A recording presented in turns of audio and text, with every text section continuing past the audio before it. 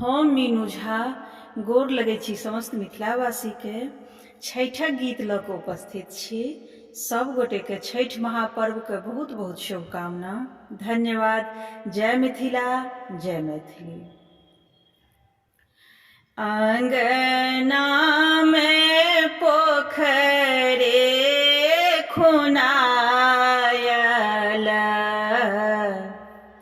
छठी मैया एथिन आय, दीनानाथ एथिन आय।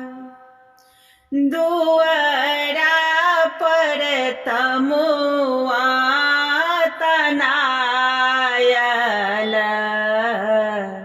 छठी मैया एथिन आय, दीनानाथ एथिन आय। अचरा सगलिया बहारल, छठी मैया एथिन आय, दीनानाथ एथिन आय।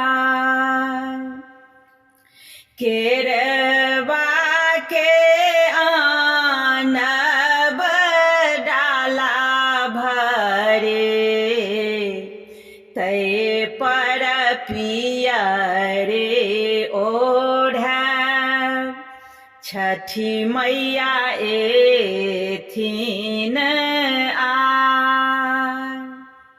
हाथी पर कलशा बैसायब, तै पर दिया जगमगाय, छठी मैया एथिन आय, दीनानाथ एथिन आय।